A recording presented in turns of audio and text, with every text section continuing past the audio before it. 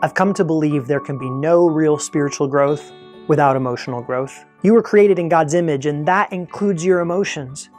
God gave you emotions to help you navigate this world, to lead you to wisdom, and to move you to do good. This is why emotional maturity is a vital part of discipleship, part of growing in Christ. And this is why it is something that we Christians in our churches must talk about. Unprocessed grief, reactivity from trauma, numbness, depression, all of these things clog up our relationships in our communities and our emotional space and make it hard for us to understand how God might be speaking to us. Emotional immaturity makes it hard for you to handle conflict.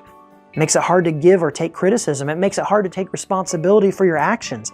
And when you live disconnected from your emotions, it becomes very hard to connect with other people. That makes it hard to have healthy relationships. It makes it hard to do ministry together. It makes it hard to feel compassion for others. Look, if we're going to take growing in Christ seriously, if we're going to become a church that loves God with all our hearts and soul and minds and our neighbors too, we must pursue emotional competence and maturity as a part of our discipleship, regardless of whether you think of yourself as an emotional person or not. Regardless of whether you're a crier or not. That's not what this is about. Regardless of your level of comfort with your emotions or the emotions of others, emotional maturity is a part of spiritual growth for all of us. Having emotions is natural. Knowing how to handle those emotions and how to listen to the wisdom they contain is a learned skill. It takes practice. We can do it. We can grow in this area.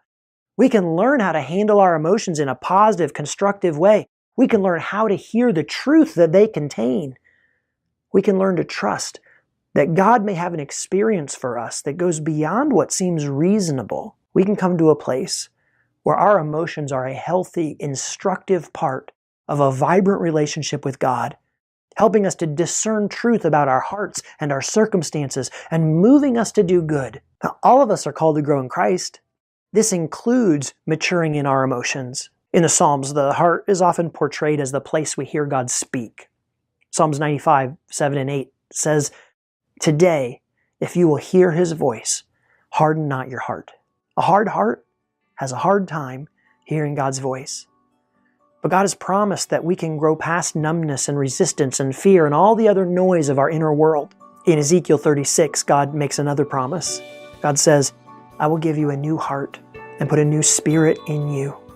I will remove from you your heart of stone and give you a heart of flesh, a soft heart, a heart that feels, a heart like God's."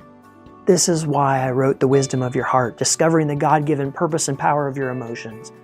And that's why I'm so excited to share it with you. Will you head over to the website and check it out and see more of what this book is about? www.thewisdomofyourheart.com.